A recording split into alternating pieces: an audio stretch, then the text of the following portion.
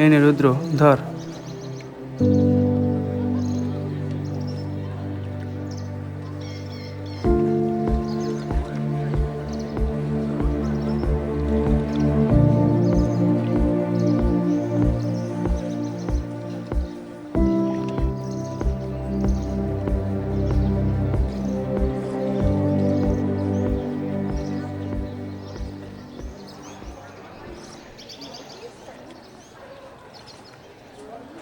Cigarette এনেছিস?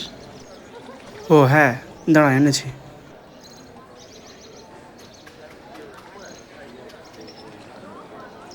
এই নে ধর।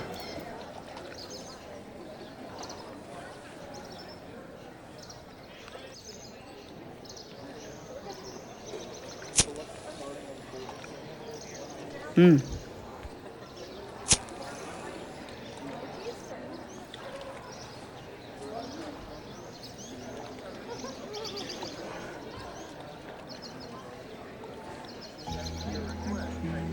জানিস, জীবনে মনে হয় খুব লেট হয়ে গেছে।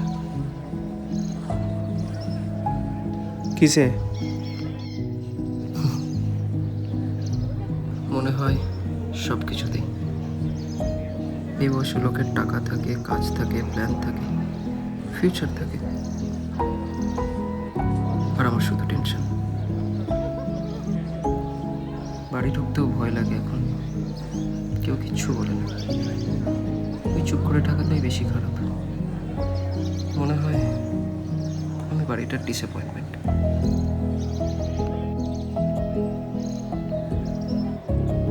জানিস, কাল মা একটা কথা বলল। কি? তুই আগে অনেক হাসতিস। মজার না? মানুষ আগে টাকার ভাবটা নোটিস করে, হাসির ভাবটা না।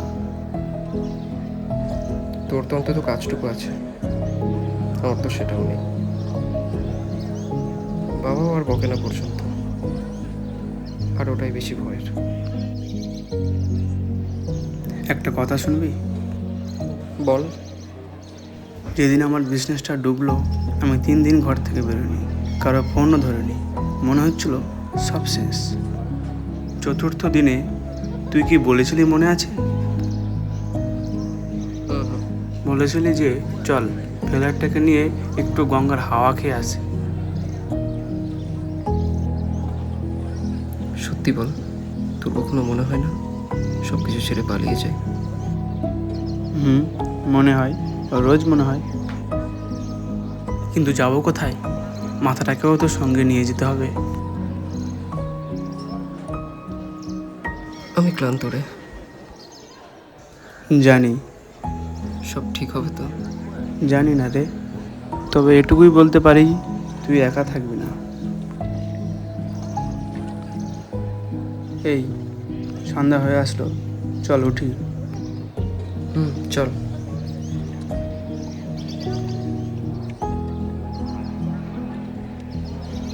এই বলছিলাম, তুই কালকেও আসবি তো? সমস্যা থাকলে আবার আসবো। তাহলে তো মনে হয় তোকে রোজই আসতে হবে। আর হ্যাঁ শোন, দেবতার চেকটা কিন্তু বাকি থাকলো। ও তুই চাপ নিস না, আমি দিয়ে দেবো। আর কালকের টাকাটাও কিন্তু বাকি আছে। আরে হ্যাঁ রে বাবা।